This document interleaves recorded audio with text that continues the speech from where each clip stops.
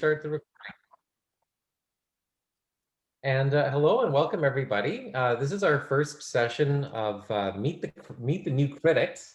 So what happened, as you may have heard, is that the Green Caucus, which each of whom has a one or more portfolios that they're in charge of, being the critics for, was recently shuffled. So everybody swapped their portfolios and is going to be focusing on different issues than the ones that they did for the last couple of years. And so we're going to be sitting down with each of the MLAs over the next several weeks to talk about their new portfolios. And in particular, you know, they're new to these areas. They're not necessarily areas that they have very much, you know, experience in yet.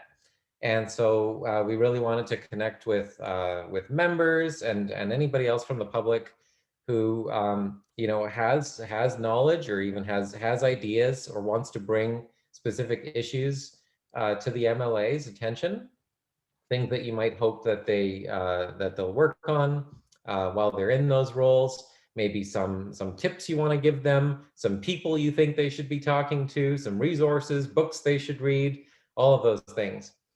And so Lynne Lund, she's our first, she's the deputy leader of the Green Party. She had been for the last 2 years since she was elected the critic for environment, water, and climate change. And she did a lot of really good work in those portfolios. And now, after this shuffle, she is in a totally different area. She is in justice and public safety and communities and fisheries. It's like, it's hard to even like think about like what would be completely different change of pace for Lynne from going from one of those portfolios to the other.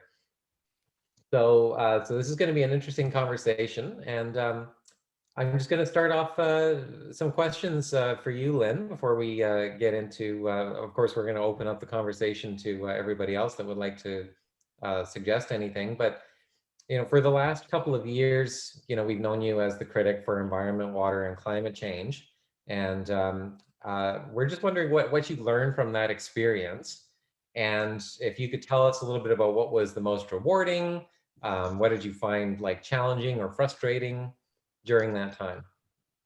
Yeah, that's a fun and complicated question if we're being really honest with ourselves. What did we learn in this role? What did I learn in this role? There are a number of things. I had the interesting experience in holding the same portfolio, but being responsible for 3 different ministers in that time frame. The environment minister kept shuffling while I had that critic file. And it really highlighted for me how important it is to have relationships if you want to be able to move things forward. We had talked previously, before we were ever elected, on how important it is to work across party lines. If you want to get things done, if what you really want is an outcome, you have to be prepared to work with anyone and everyone. And that was certainly one of the things that I learned while I held this file. I would also say that I learned how incredibly effective committee work can be. Mm-hmm. And it's a space where you can deep dive onto topics, you can bring in experts, you can have really important conversations on the record and move issues forward in a way that I hadn't previously appreciated was possible through committees. Yeah. So I feel like those are the types of learnings that came from that space that will be useful for me moving forward, recognizing how effective committees can be as a way of getting work done and how important it is to do the work behind the scenes to work across party lines if you want to get legislation to pass, for example. Mm-hmm. Make sure you're communicating as much as possible and doing everything you can to collaborate on making important changes. And that's a good point about committees. And I just want to point out for those who are here who may not be aware that there was a significant change in how committees are formed and operate since the last election, because we formed this, it was a minority government, you know, with a strong Green opposition. And what came out of that was, so it used to be that the government, if the majority governments, they would control the committees. They would have committee members in proportion to the number of seats that they held. And so essentially governments controlled the committees. And now we have a situation in the legislature where each party in the legislature has equal representation. So there's 2 PCs, 2 Greens, and 2 Liberals on every committee. And so the government absolutely doesn't control it. They only have a third of the seats. So do you, Lynn, do you think this would have been a lot different if it had still been kind of the old way of doing committees with the government sort of controlling the most seats? Unquestionably. Our changing committee structure, now that we have equal representation, has fundamentally changed the way that committees work. Governments of yesteryear, if you will, have been really successful in being able to prevent opposition parties from calling witnesses, from being able to really control the agenda. Ultimately, anything can live or die in committee based on a majority of votes. And if you just plainly have all of the majorities you ever need, you don't have to compromise, you don't have to negotiate. It's quite powerful to be able to put forward recommendations that you can say were endorsed by all parties and that we had to negotiate on. You have to have those tough conversations. It's so easy when you have a majority to just shove things through and do whatever you want, but I would argue that does not provide anyone with the best outcomes for Islanders. Mm-hmm. And actually, Pauline just put a note here. Didn't everything that Lynn presented in the House pass? Her strategy obviously worked. You know, it's So, funny you say that, Pauline, because the very first bill I brought forward was the Climate Leadership Act. It was just bringing our carbon reduction targets, excuse me, in alignment with what the IPCC said we had to be doing anyway. And it took days and it was painful. It was literally one number we were changing, and that was all that was different in this piece of legislation. And it took hours and hours. I was on the floor for 3 separate days. I was told again and again it wasn't going to pass, that I didn't have the support. I ended up having to have a rally and give the microphone to young people and push that issue forward. But I learned so much from that, Pauline, on how important it is to do the work ahead of time and really have those one-to-one conversations with people. Oh, it absolutely helped to have everybody outside. It absolutely did. But from there, I promised myself I would never have a conversation about a piece of legislation for the very first time on the floor. I would let people know what I was doing so they could ask questions ahead of time, because sometimes you feel silly to ask questions on the floor, on the record. And if you've had the opportunity to ask privately, then you might feel more comfortable engaging in that debate on the floor. So I've learned some valuable lessons to make sure that I'm doing everything I can on my part to communicate what my intentions are ahead of time. It's made a big difference. I've learned a lot yeah, in this. that's good advice for any MLA, I think, and any MP probably across the country at any level, any jurisdiction. Um, so Lynn, now that you're in your new portfolios, curious, are you excited about them? I am really excited. I can tell you honestly that justice and public safety is a role that I had highlighted I would like to dig into. And that has come as a surprise to a number of people, as I've discovered, based on the amount of people who have reached out to me. Um, but here's the thing, I've often felt like justice is one of those files that has profound impacts on people and is unfortunately often seen as an afterthought. But Mm, almost everyone interacts with the justice system at some point in some way. And when there are issues there, they have profound impacts on people's lives. So, for example, I'm really interested in access to justice issues. mhm, And when I'm having conversations with constituents or when I'm having conversations with people on entirely different topics, the amount of times that the inability to access justice comes up, I can't even tell you. It's profound. And the impacts that an unequal justice system have on women in particular, when you're thinking about the Me Too movement, when you are thinking about sexual harassment and the unfounded sexual assault cases on Prince Edward Island, when you think of all of those issues, those are justice issues. When you think of Indigenous rights and treaty rights, these are justice issues. There are mhm. actually so many areas that are deeply interesting to me that I think we have the opportunity to dig into. And when you can get to some of the root causes on some of these issues, you can profoundly change people's lives. So it's something I'm very excited to have the opportunity to dig into. And I actually already have a couple of things that I'm researching for potential changes. So it's Okay, fun. awesome. Well, we'll probably hear about some of those ideas later on, hopefully.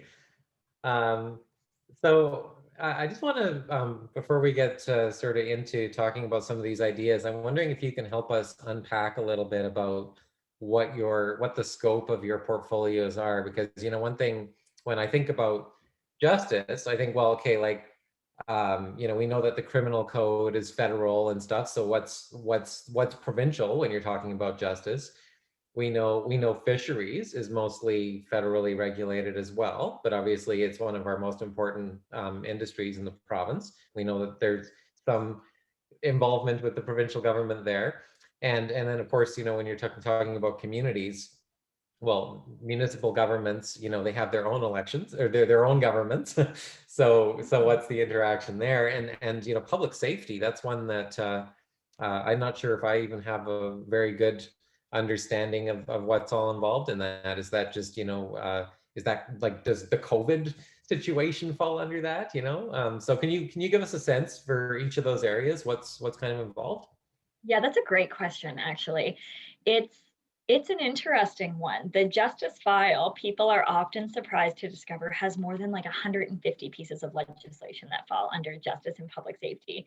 It's for how little attention it has gotten in the past, there's a profound amount that falls under that file. Mm, So we see things like family violence prevention falls under that file. You see public safety, there's absolutely the stuff around the bridges when we were dealing with COVID, when we're talking about border restrictions and people moving around, people coming in, all of that absolutely under public safety. Policing falls under justice and public safety. The amount of stuff that you can dig into on this file is a lot bigger than people would anticipate. And when I was even going through the list on the government's website of all of the things that fall under this file, I was surprised at how many things. When you think about the child lawyer falls under justice and public safety, Indigenous justice program falls under justice and public safety for the province. Under fisheries and communities, there are certainly less pieces of legislation. That chunk has about 5 pieces of legislation under it, but you do see the Municipal Governance Act. mhm. And this is going to be an important issue. It's a huge issue for rural PEI. There are definitely some challenges that exist in the Municipal Governance Act as it exists now. And one of my big challenges is going to be really going through it and making sure I have a good understanding of that legislation. But also, rural development falls under this portfolio. The Jobs for Youth initiative falls under this portfolio. There's actually quite a scope of things that do absolutely most of the fisheries issues that we're going to see are going to be federally regulated. But there is some shell fisheries, excuse me, that are governed at the provincial scale, but it's a much smaller amount, certainly. Mm. But I don't know if that answers your question directly, or if there are some more specifics I can give you on that. Oh yeah, no, that I think that really helps me to get a better understanding, and I'm sure as we get some conversation going from the participants, we might run into, actually that doesn't really, that might be federal or whatever, but I'm sure you'll help guide us through that as best as you can. Love to. And I'm just wondering, out of all of those areas, are there any particular areas where you feel like you have the most to learn, where you're like, I really am coming at this with very little knowledge right now, and really need to learn more.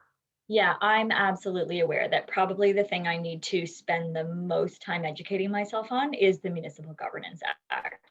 Mhm. I think particularly in the wake of COVID, we know that municipalities, for example, aren't allowed to run deficits, Mhm. and they have struggled significantly in the last little while. So those conversations with municipalities, and particularly small municipalities that are probably struggling, anyway, getting a sense of where their challenges are is going to be probably one of the areas I have to spend the most time on to really Mm. make sure that I've brought myself up to speed on that file. I think Yeah. justice is something that I ended up tripping over when I was doing constituency work anyway. You would hear stories from people, and then, or meeting with stakeholders, you would hear stories, and then ultimately it would come back to an access to justice issue or a justice issue in one way or another. But I've had very little dealings with the municipal governance file largely. So that will certainly be the area I have the most work ahead of me. Okay. And so it's only been really a couple of weeks since you've been the justice critic, but and fisheries and communities. But I'm wondering if you already have some things that you're working on right now, or just even areas that you're thinking of pursuing some potential legislation or something in that you'd like to share with us. Yeah, I would love to. I feel like almost every day I could find another area of justice that is really important and uh, that I find myself passionate to move forward. But the first thing I did when I got this file is bought a stack of books because I think that's so important to make sure that I can really educate myself on this. I've got The Justice Crisis, which talks all about access to justice issues in Canada. I have gotten the story of Rehtaeh Parsons and her experience with justice. For those of you who are not familiar, it was a teenager in Nova Scotia who dealt with some horrific cyberbullying and ended up taking her own life as a result of no one being able to stop what she was dealing with, including the police. It was quite a nightmare for her. Mm. And I've also been reading up on non-disclosure agreements that are used in the case of sexual assault to silence victims. So, two pieces of legislation I'm currently exploring are dealing with NDAs, non disclosure agreements, and that has been incredibly interesting. As I have started digging into this, I have met with law professors and the legal community from across the country. We've had people reaching out who are incredibly passionate about seeing this issue addressed and moved forward, and they are prepared to give us lots of advice and lots of input. We have been meeting with the business community to find out how they would be impacted by this. And it is my intention to have legislation addressing how non disclosure agreements are used in the cases of sexual misconduct and discrimination or racism moving forward. I'm hoping to have legislation on that for the fall. And I'm Mhm. also looking at I'm doing a jurisdictional scan right now of how other provinces are addressing cyberbullying Mm. and which ones have the most effective mechanisms. And actually, I've had two constituents while I've been doing this research reach out and explain the challenges they have had in trying to move forward with getting cyberbullying addressed for their teenagers. And it really highlights how important this one is as well. So those are two things that I'm working on currently. Additionally, I think access to justice is going to be one of those areas that we have to deep dive into. I don't know that I am going to be able to have a lot of solutions for that by this fall. But Mm. for example, there are so many people who need legal aid, who just plainly cannot afford a lawyer. But the cutoff for legal aid is way lower than people would expect. So multiple people, many people end up trying to represent themselves going through the legal system. And the outcomes for people who have to self-represent are not good. So it's an interesting situation where if you likened it to the healthcare system, we have a healthcare system in Canada, we have a very robust system in Canada, but if you can't afford to access that system, we've got a problem, right? Yeah. And the impacts for justice are very similar. If you cannot access the legal supports that you need when you need them, it can have profound impacts on your health and on your outcomes. But we don't have an accessible system, and we have quite a challenge with that. So there are lots of examples and there's lots of literature on various ways that that's dealt with in other places, and I'm quite interested in that topic. That's Okay. a very dry answer, but Oh, it's really good to know what you're already what you're already thinking about. And we'd love to hear now from those of you who have joined us tonight. We're sure that you have some ideas or some issues, maybe just some questions about the roles that Lynne's taking on. So we just love to hear from you. And I'm going to share. I just shared a link in the chat here. This is what's called an idea board, and we're going to make sure that we record, any of the ideas or resources or tips or you should talk to this person. We're going to get that all on the board here, and you're welcome to also go in and add things on your own to this board even after this meeting. That link is still going to be there. And if you think of something tomorrow, you can go in this link and you can add stuff. So yeah, does anybody would anybody like to go first? Oh, I saw a hand raised up. Yeah, so feel free to raise your hand to get on a speakers list. If you don't know how to raise your hand, you can also chat into the chat box. But the raise hand button, you'll find that in your Zoom toolbar, usually under reactions. So it's like where you can do happy faces and clapping and stuff like that. You can also raise your hand. Anyway, I see that Susan's got her hand up, so I'm going to ask Susan to share her thoughts with us. And I can defer to anybody else if there isn't a lot of time, because I can find Lynn when I need to. But I'm really interested in a few things, and one is the access to justice, because in one of my past lives, I was an expert witness in family court on a regular basis, and mostly around child protection. And I stopped doing it for several reasons, but one reason was I was paid by the government agency, and they could afford the best lawyer in town. And then these parents who were fighting for their children would have a legal aid lawyer that they might have met that day, who had to go through their huge file and represent them in court.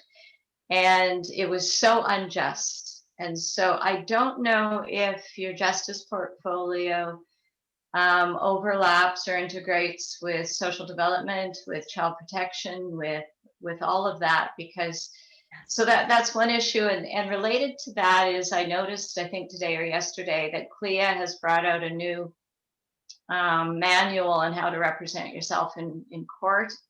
And that's lovely, but it concerned me. Sure. Because that's not the solution.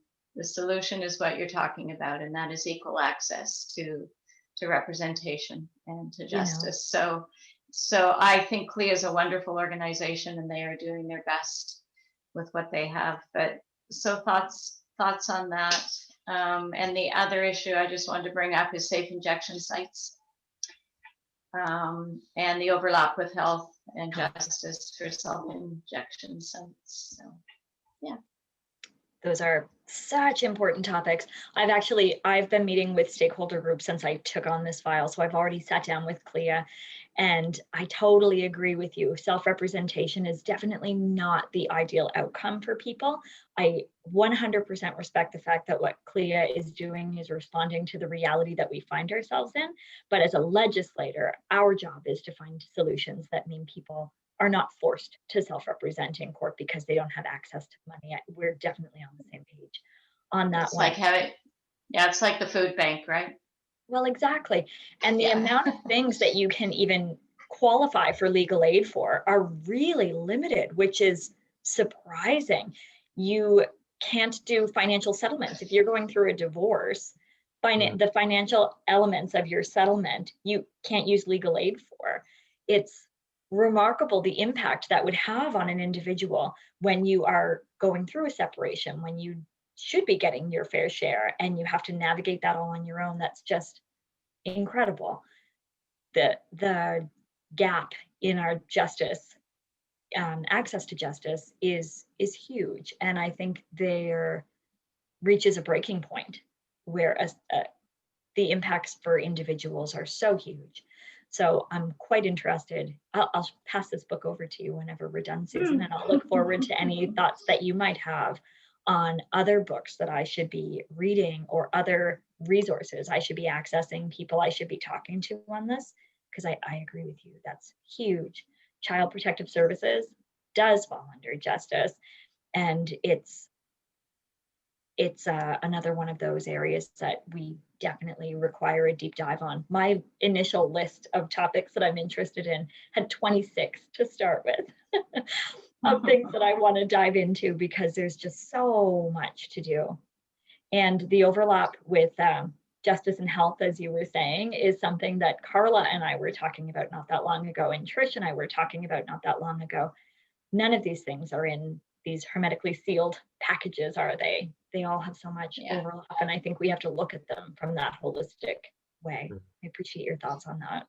So you will have received a report from Gary Roberts, I think, on rural self-injection sites. You probably haven't had a chance to read it, but it will be coming through Peers Alliance. Oh, fantastic. I will look forward to that. So Gary's a wonderful resource for you for that. That's great to know. Thank you. Okay, I'll pass the floor. Susan, is there anybody else that would like to share any ideas or issues that you'd like Lynn to work on in the next couple of years? I know, Pauline, you had actually sent an email with some really interesting ideas there, and I'm wondering if you'd like to share some of those. Yeah, so one of the things that I think that isn't working well is when somebody is having a mental health crisis and then becomes involved in the justice system through psychosis, perhaps, or a mental health breakdown, or being off their meds or whatever. And then the police may appear, which probably is not the greatest thing, but sometimes it's necessary. And then the police will take them to the mental health hospital. Is that Hillsborough? Yeah. Yeah. And so let's take someone who's off their meds, right? And is escalating. The mental health crisis is escalating. However, nobody can force that person to stay there. And so the police will take somebody out there, but they can immediately leave. And I feel like this is a potentially harmful, not only to society, but also to the person who has a mental health crisis.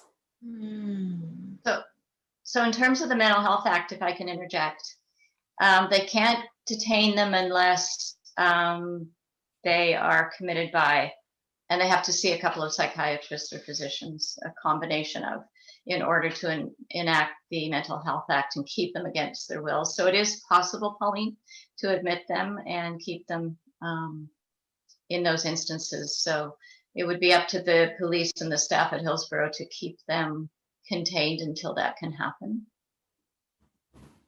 And does that happen in a month or 2 weeks? No, right away, right away. I don't think they can keep them against their will for, I'm not sure what it is in PEI. I think in other jurisdictions, it might be 24, 48 hours. Yeah, so there's an issue there. It's not working, like the mental health intervention from the policing side of it. Yeah, that's definitely something that our caucus has discussed as well.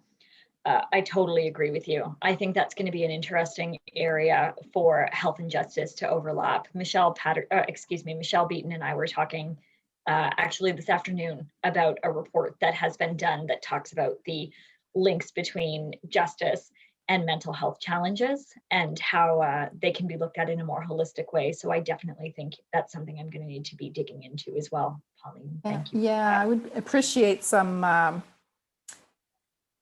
don't know if it's a jurisdictional scan, Lynn. I mean, it's a complex problem, right? It absolutely is. It absolutely is. And we've got a real challenge with looking at mental health issues and addictions issues as if they are justice problems instead of health problems, don't we, as a society? Yes. That's actually another thing that's on my list that I didn't say earlier as one of my top priorities is restorative justice, is looking at various ways where we can help treat the root cause of some of these challenges that people are facing, like mental health, like addictions, like, trauma. We could go through this for ages and try to heal the root causes instead of seeing all of them as justice problems. We have to put people in and punish them instead of treating them with compassion and try to understand the problems there too. There's so much that needs to be unpacked in that. Yes. Yeah, that's huge. Huge. Yeah. Just as a little aside, in terms of restorative justice, when the Queen of Fries got her lobster stolen, I thought that the restorative justice there should have been having Buddy Boy do left knuckles for the rest of his life. Left knuckles? Left knuckles. You know, when you go to a fish plant and work, this week you're on right knuckles, next week you're on left knuckles. Oh, okay. Next week you could be on tails. You're funny. So more restorative. For sure. And I know, Lynn, you had brought forward a motion about drug treatment. Drug treatment courts, you got it. Yeah, that's so you've already been wading into this justice file. I think you were secretly wanting to get into this for a while. Or is this something that that you plan on pursuing more, like drug treatment or other restorative justice courts? Absolutely, because it has the evidence behind it is astounding on the difference between addressing the root causes of why someone has found themselves interacting with the justice system and just trying to punish them and think that in and of itself is going to solve the problem.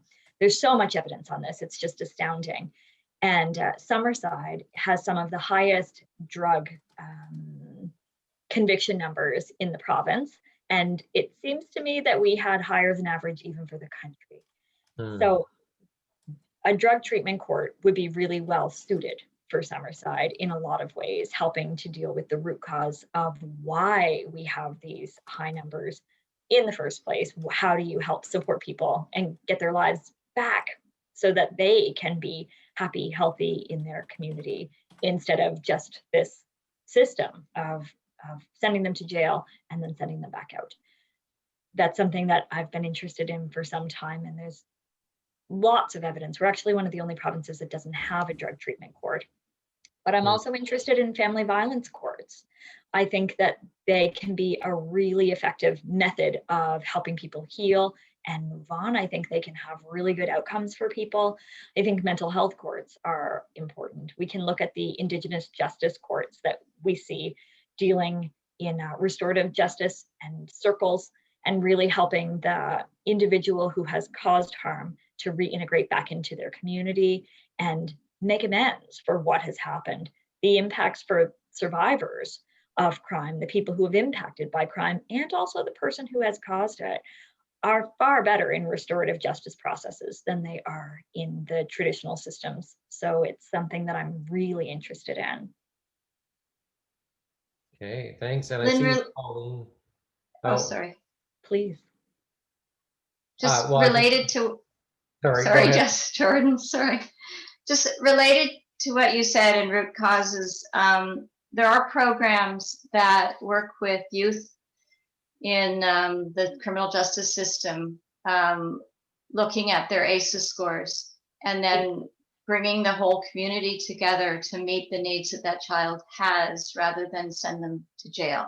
So the teachers, the clergy, the community members, the police, parents, everybody would become a team for these young people based on what their ACEs scores are telling them they need. And it has reduced incarceration immensely. But the judges are also part of it, right? So it's a great model. It's done down in the States. New Brunswick is trying to develop something. So I'll get you that information. I would be really interested in that, Susan. I had learned about ACEs a few years ago, and it just makes so much sense to me. That would be really interesting to see the ACEs scores being incorporated into justice and restorative justice outcomes. I would love it if you would send that along. Thank you. And Pauline, I saw you were asking whether Lynn's familiar with the work of Jacinta Gallant, and I know I've met Jacinta, and I know Susan's worked with Jacinta here. But are you referring to, what are you referring to in particular with relation to the restorative justice or the other conversations we were having here? Well, I guess it's more an access to justice. So Jacinta does mediation. Mm-hmm.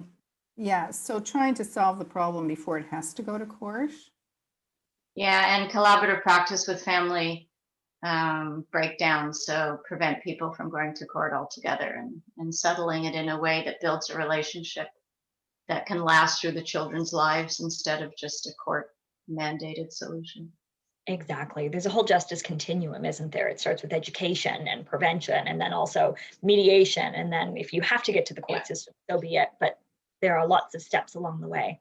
So that's really interesting. I will definitely look her up. Thank you for that. Yeah, she's kind of becoming an expert in the field of that. Would you agree with that, Susan? Yeah, she and I started PEI collaborative law group, and she is a real entrepreneur, so she has gone off with this and done wonderful things, and she's green. I will introduce you to her. I'd love that. I'd be really interested to have a conversation. I have a lot to learn on this file, so anyone that you can suggest I should talk to, I'm really happy to. Okay, and welcome Jeannie, who just joined us. Jeannie, just so you know, we've been having a conversation here and inviting participants to bring up their ideas, issues that they're hoping that Lynne can work on in these portfolios, which are justice and public safety, fisheries, and communities. So we're welcoming all ideas, all tips about people she should talk to or books she should read, and as well as any questions that you might have about the portfolios. So I'm just wondering if there's anybody else here, Jeannie, Debbie, Carolina, who might have something that you'd like to bring up for Lynne.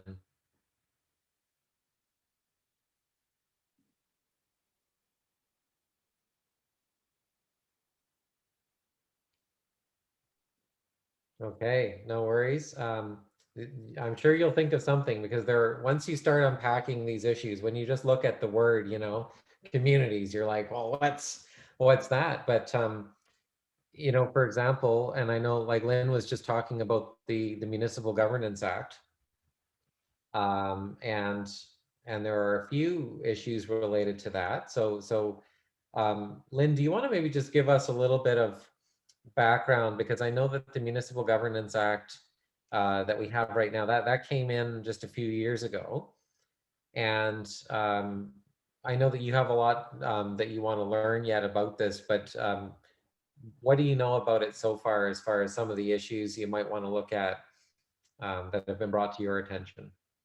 So I will start by putting an asterisk around this and say this is by far the piece of legislation I know the least about. So forgive me for not having a really in-depth background on this one currently, but I can tell you that for smaller municipalities in particular, we are hearing a lot of concerns around the resourcing requirements of it. So the new Municipal Governance Act really set in stone a key list of things that any municipality has to meet in order to be a municipality, including having a CAO and being able to put together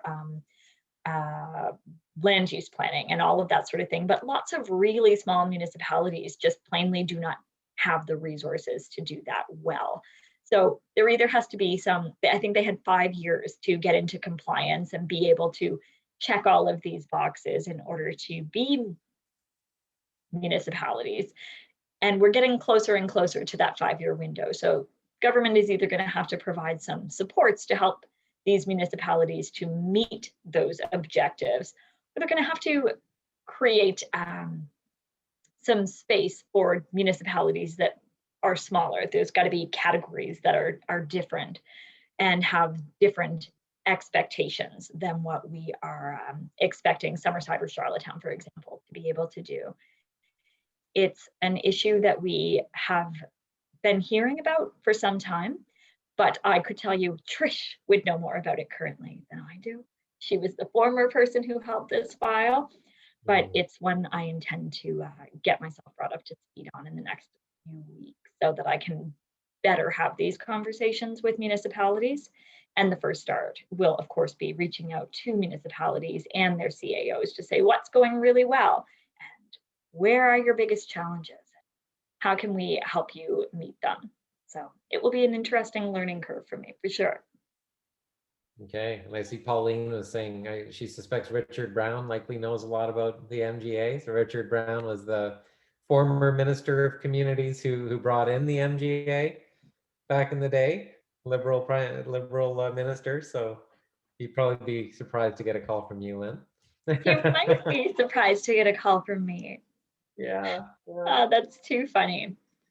Yeah, there's a lot that fall under these various files, and I know it's not necessarily front of mind for a lot of people, but as we have started having conversations around it, I've been amazed at how interested people are in engaging with those discussions. So I expect that the summer is going to be really busy for me. Yeah, so does anybody else here have any sort of personal maybe experiences of feeling like, you know, somehow municipal government isn't working the way that you think that it should, whether you're in a small rural community or a larger city like Charlottetown or Summerside, or maybe even in an unincorporated area, maybe you know, an area that's in talks about amalgamation. We'd love to hear from you about any issues that you see there.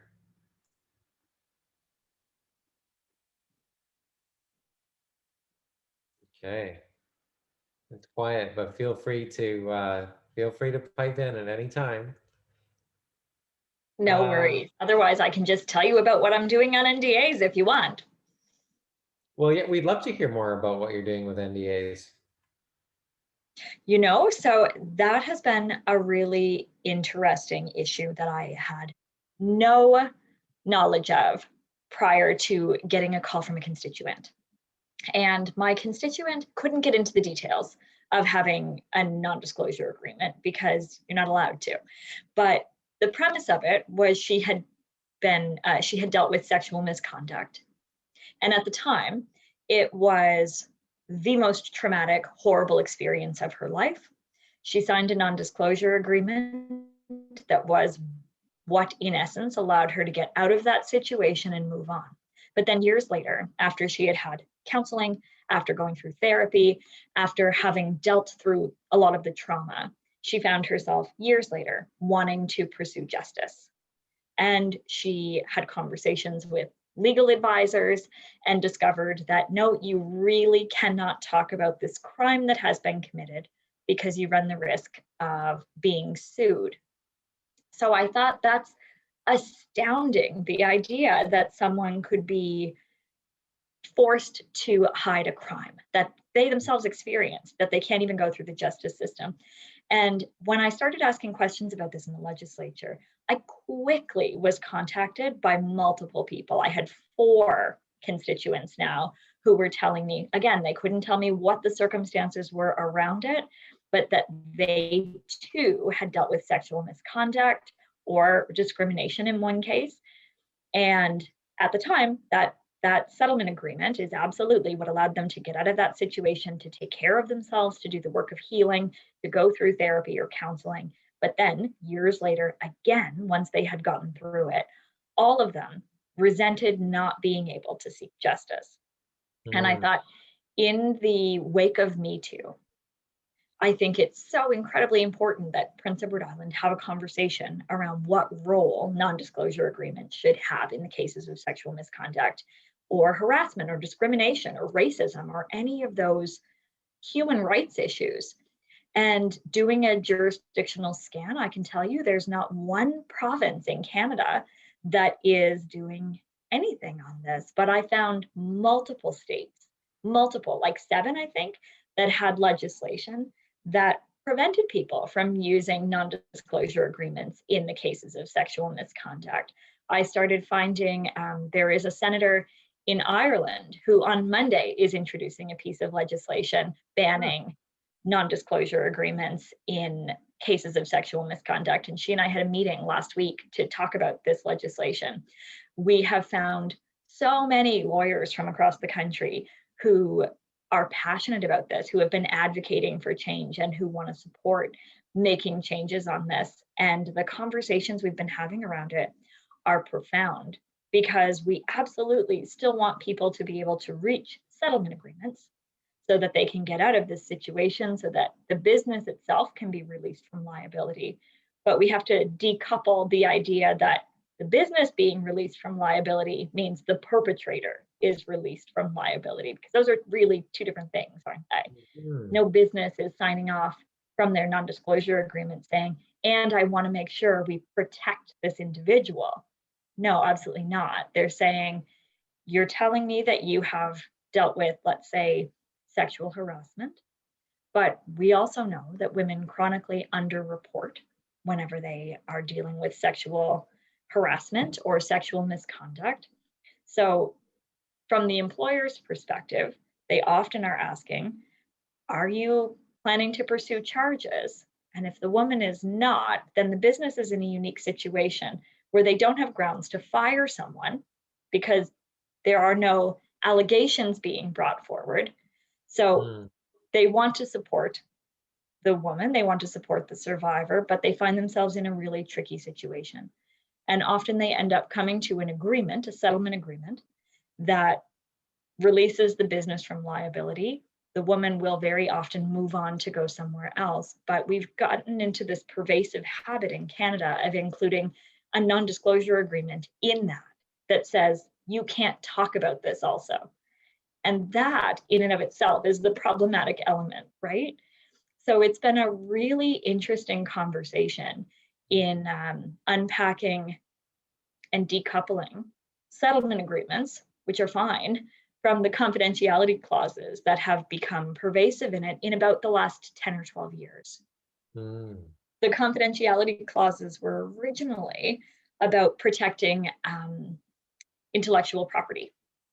So if I had a trade secret or something of that nature, it was really important and useful for my business to use confidentiality clauses to say that my employees can't talk about it. And somehow they found their way into settlement agreements. But it's been a really interesting discussion to hear survivors say, I don't know how we can have a law that says my sexual harassment is your intellectual property. And it is my intention to bring forward legislation this fall that addresses that.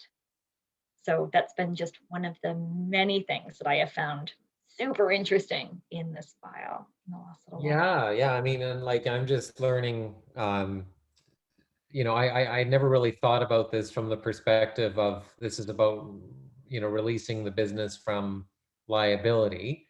I kind of always thought, okay, this is about them wanting to protect their reputations and, not have the business talked about in relation to a sexual assault allegation. But what you're saying is that businesses actually could be sued for maybe like having put somebody in a situation where they could be sexually assaulted. Is that kind of what it comes down to?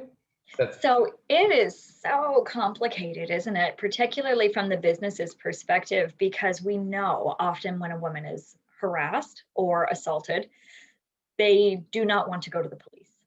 We know that women underreport in cases of sex crimes. We know that women worry they will not be believed, that their chances of achieving success through going through the justice system are low. And many, many women say, I just want to move on with my lives. So when they tell this to their HR person, they tell this to their boss finds themselves in a really complicated situation, because if you are not going to pursue charges, then this is hearsay and I cannot fire someone on hearsay. They want to in many cases to support the survivor, and they're not sure how to do that. This might be the first time they've ever dealt with this. They get legal advice that what they need is a settlement agreement, and that standard in settlement agreements are confidentiality clauses. So we want to release the business from liability, saying, yes, I did everything I could to try to support you, make accommodations, etc. But what we don't need it to say is that you can never talk to your spouse. You cannot talk to a counselor. You cannot talk to a doctor. You cannot talk to your best friend. That part of it needs to be removed from settlement agreements. Wow. So even like privileged conversations, like between like with a doctor or a counselor, even that's covered by an NDA? And do you know what's interesting? When we've had multiple conversations with lawyers on this, and lawyers have said to us, oh, if you went to a judge and made the case that, yes, I should be able to talk to my healthcare professional, probably you would be allowed to.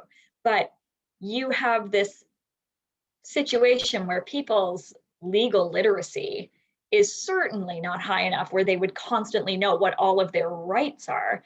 And women have said to me, well, yes, I've been told I could probably get this overturned by a judge. But here's the thing, if the judge doesn't side with me, I've already broken the terms of my non-disclosure agreement by going to the judge about it.